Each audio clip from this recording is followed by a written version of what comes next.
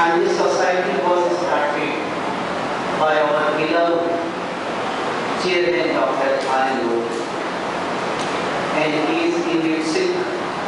So my first duty to give and pray from the God for the betterment of our chairman sir. Gram Bhagam Vezamani Sugandhim Pustivarnam Urvarutme Vadantna Pratyunja। Shiv से स्तुति करता हूँ कि हमारे chairman अतिशय प्रसन्न होकर हमारे स्कूल के प्रांगण में पुण्य बच्चों के बीच संवाद के लिए उपस्थित हैं। जयपुर से आए हमारे मुख्य अतिथि एस.एन. शर्मा जी, ये उनका छोटे भाई के प्रति प्रेम है जिससे उन्होंने अपने सभी कार्य स्थगित करते हुए मोदी पब्लिक स्कूल में आने का आमंत्रण स्वीकार किया। उनको बहुत बहुत धन्यवाद। उनकी बातें सुन के मुझे मानो ऐसा लगता है सभ्यताओं में बदलाव का समय आ गया। यदि सभ्यताओं की बातें मैं करता हूँ और फिजिक्स की दृष्टि से देखूं, ना कि इतिहासकार की दृष्टि से, तो मुझे लगता है कि हम सभ्यताओं के मामले में अभी शुरू ही नहीं हुए हैं। Because physics, when we are talking to evaluate or to rank this civilization, then we have to definitely evaluate with respect to energy. And when we are talking about the first civilization that I have to consider, first the solar system, in which we are utilizing, consuming 10 to the power 17 watt energy. But second step of the civilization, when I am to relate with respect to energy, that will be the galaxies and the million of stars here. One galaxy consists 10 to the power 11 stars, and 10 to the power 11 stars with the 10 to the power 11 galaxies is formation of the universe. So, what I am saying with respect to second step of the civilization, that is the galaxy and in totality the utility of this energy in the galaxies 10 to the power 27 watt.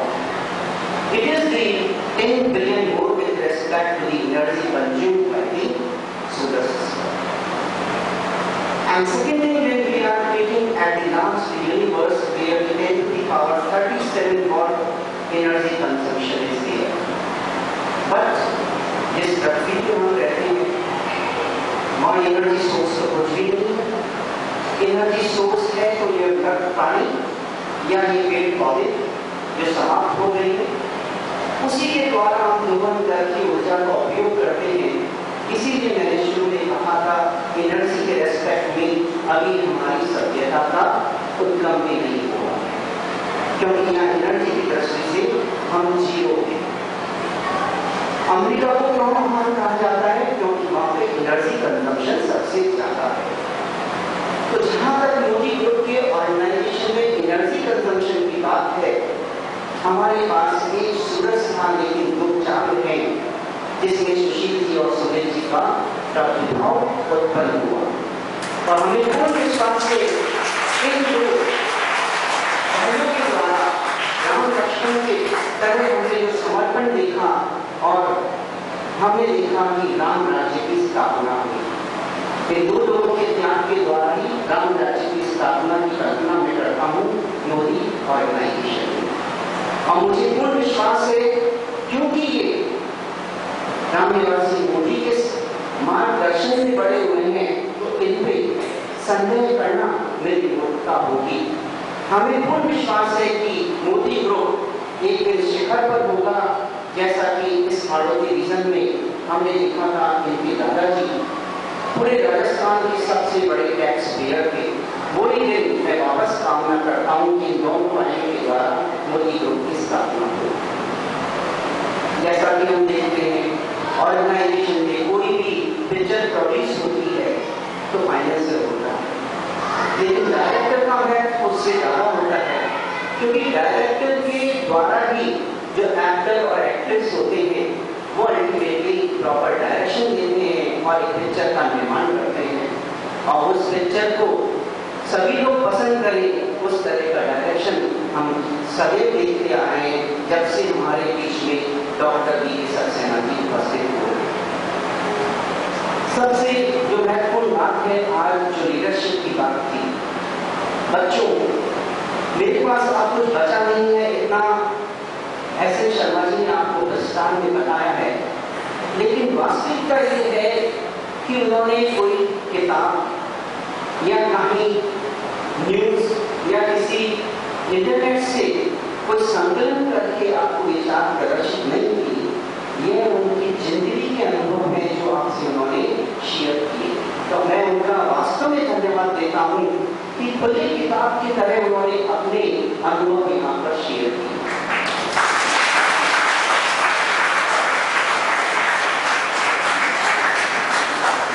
Leadership के लिए उन्होंने कहा जिसके सामने हमारा sir अपने आप झुक जाए वही लीडर है। तो जहां तक मैं देखता हूं लीडरशिप को 3 भागों में मेरा बांटना यहाँ पे है। एक leader with respect to state. तो राजस्थान का दुर्भाग्य है कि मेरे पास कोई भी ऐसा एग्जाम्पल नहीं है जिसको मैं लीडर कह पाऊं। यदि देश की बात करता हूं तो लीडरशिप में आज एक नाम कभी कभी मेरे दिल और दिमाग में छाता है तो मोदी जी का है।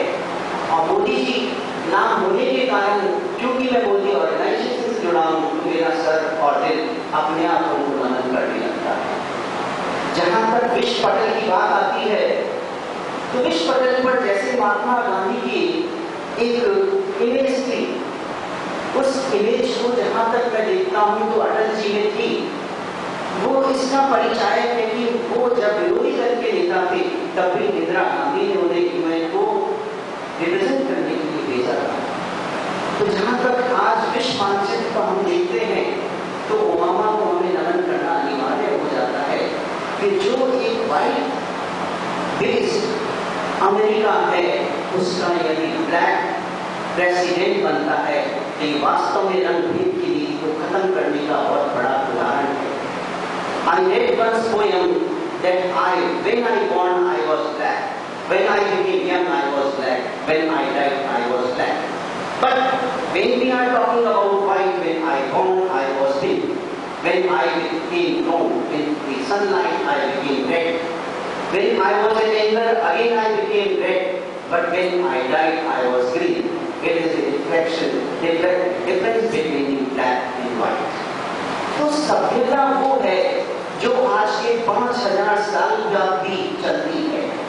1 लाख वर्ष पूर्व जब हमारा उद्गम हुआ अफ्रीका से और 5000 सालों की सभ्यता जो हम देख रहे हैं उसमें आज हमने देखा कि आधुनिक युग में हमें कंफर्ट जोन में लाके खड़ा कर दिया है।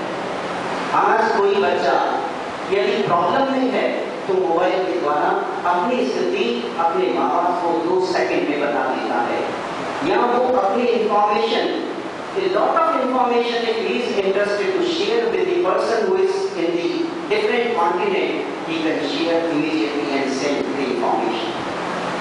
So what I am seeing after the industrial revolution, the revolution which we are seeing the information world, we are saying this is the era of the information, and shortly we will find the body parts will be available in the showrooms.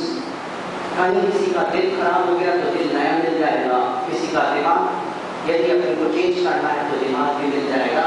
ये ज़्यादा दिन दूर नहीं है, मात्र आपको इंतजार करना होगा 20 साल। अभी आपके सामने शर्मा जी थे, उन्होंने एक बात कही कि उनके अंदर 6 रॉड गली है। जब उनका एक्सीडेंट हुआ था, जब मैं जयपुर गया तो सच बता रहा हूँ उनकी स्थिति देख के मेरे को भी नहीं था कि ये क्या वापस हमारे बीच में एक योद्धा की तरह वापस आ पाएंगे, लेकिन ये उनका एक आत्मविश्वास है जिससे वो आपके बीच में आत्मविश्वास जागृत करने के लिए यहाँ उपस्थित हुए। वो एक्सीडेंट कितना भयावह था उससे आप आइडिया लगा सकते हो कि जिस इंसान की 6 रॉड गली है, are you finding any difference in the movement? No at all, it is only confidence. अंत में मैं हमारे सारे टीचर्स का धन्यवाद देना चाहूँगा जिन्होंने इस शो को आयोजन के लिए दिन रात अथक पर प्रयास किया, और इन प्यारे प्यारे बच्चों जिन्होंने अपने अच्छे इवेंट्स के द्वारा हमारे हेल्थ ऑर्डिनरी